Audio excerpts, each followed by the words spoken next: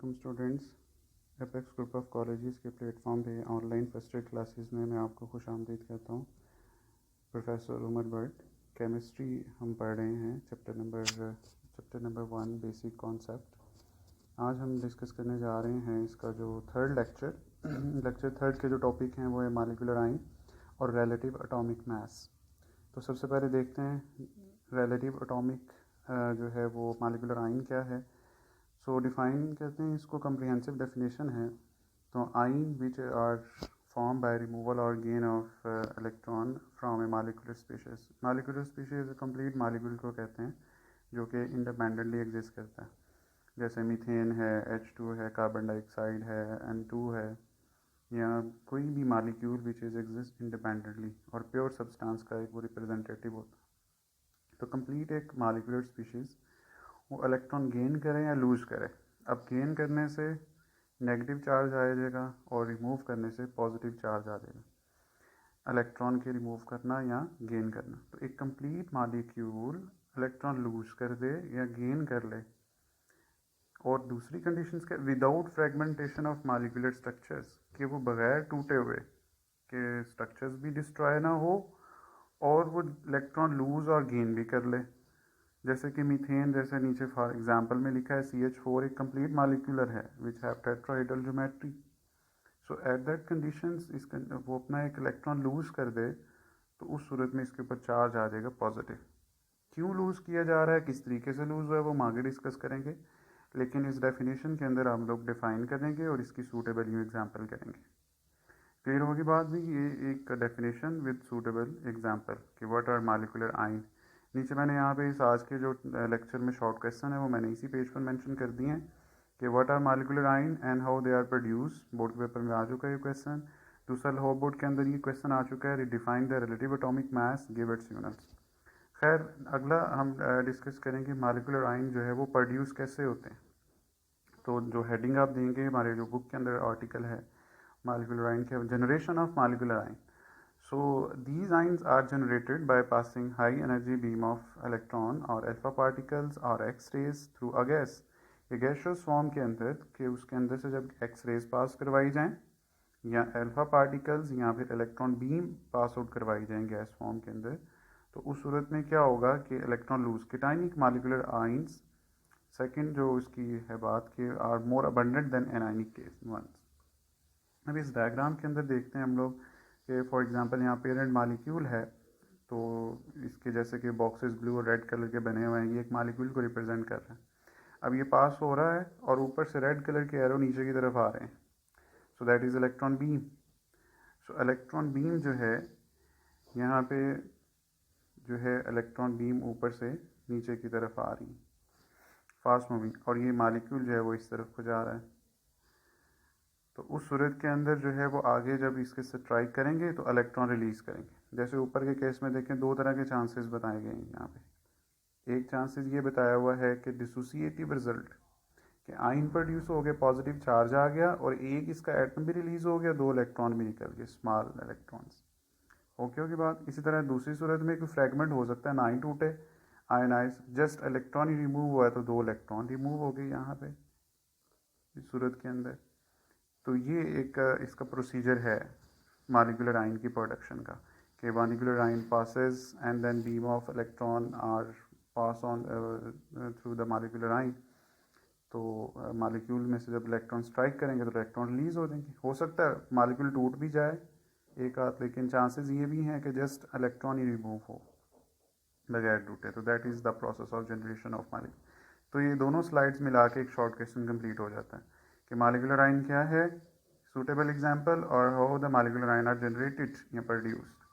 तो ये कंप्लीट हमारा जो है वो एक शॉर्ट क्वेश्चन हो गया।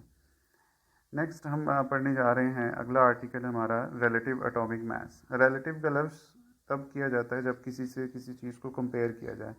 तो एटॉमिक मैसेज एलिमेंट्स के, एटम्स के एटॉमिक मैसेज को किसी से कंपेयर करके मैस निकालना, तो वहाँ पे रिलेटिव का लफ्ज़ आता है यहाँ। दूसरा रिलेटिव, अब हम इसमें डिस्कस करेंगे जी डिफाइन करना, इसमें कैसे इस क्वेश्चन को अटैम्प्ट करना है। Define relative atomic mass. So relative atomic mass is average mass of an atom of an element, कि एक एटम का एवरेज मास हो। एवरेज मास क्यों लिया जा रहा है यहाँ पे? एवरेज मास का मकसद है यहाँ पे, क्योंकि एक एटम के कई आइसोटोप्स होते हैं, तो आइसोटोप 2 हैं, 3 हैं, 4 हैं, तो उन चारों के मैसेज का एवरेज ले लिया जाए उनकी अबंडेंस के अकॉर्डिंग, तो फिर उनका मैसेज क्या आ जाएगा? एवरेज। तो रिलेटिव एटॉमिक मास क्या है कि किसी भी एटम के एवरेज मास को कंपेयर किया जाए एज कंपेयर टू किससे? 1/12 the mass of atom of carbon 12।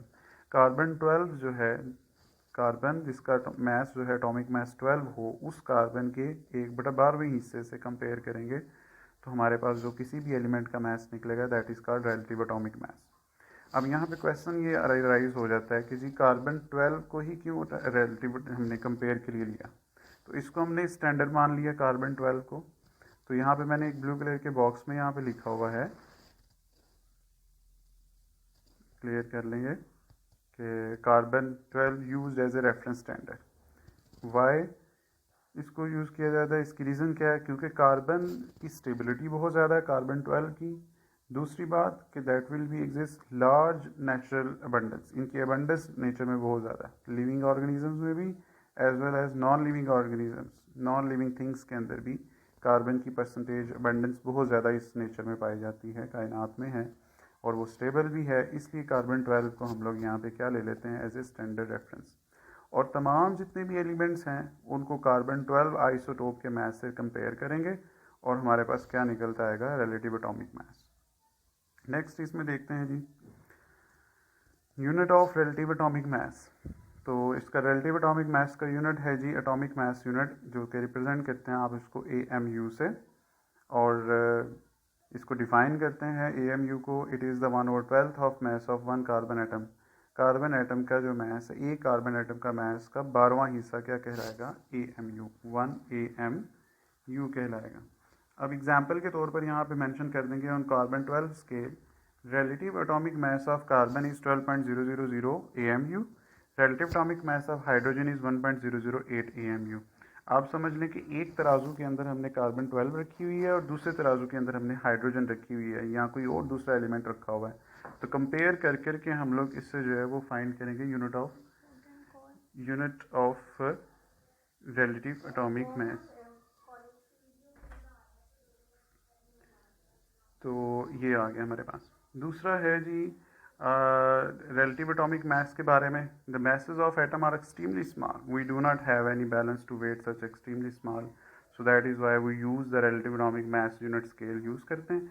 अब यहाँ पे क्वेश्चन अराइज हो सकते हैं कि जी यहाँ पे AMU क्यों कर रहे हैं, हम लोग यूनिट की ले रहे हैं। अब वैसे तो हमने जैसे प्रीवियस लेक्चर में भी बात हुई कि मास ऑफ एटम जो है किसी भी एक एवरेज मैटर का जो है एटम का, वो 10⁻⁻27 टू 10⁻⁻25 किलोग्राम है।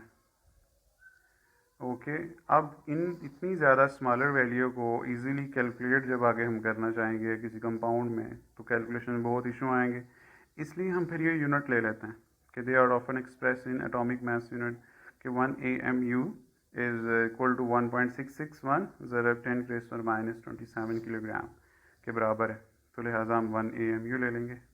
ओके बात। तो इसमें अब सूटेबल एग्जांपल्स, जैसे पीछे एग्जांपल्स मैंने एलेबरेट करवाई कार्बन हाइड्रोजन की, इसी तरह यहाँ पे हाइड्रोजन, ऑक्सीजन और नियॉन की एग्जांपल इस टेबल के अंदर मेंशन है। तो ये कंप्लीट शॉर्ट क्वेश्चन होगा दोनों स्लाइड से, कि डिफाइन करना, यूनिट बताना, और फिर जो है वो इसके यहाँ पे एग्जांपल्स, और 1 AMU कितने kg के बराबर है, और ये kg से आप AMU यूनिट क्यों यूज़ कर रहे हैं, तो उसकी ये सारी पॉइंट्स मेंशन करके तो ये एक शॉर्ट क्वेश्चन कंप्लीट होगा इंशाल्लाह। तो ये आज का हमारा जो लेक्चर है कंप्लीट हुआ। जो शॉर्ट क्वेश्चन है वो मैंने पहले ही चैप्टर के मेंशन कर दिए। तो thank you so much for this lecture.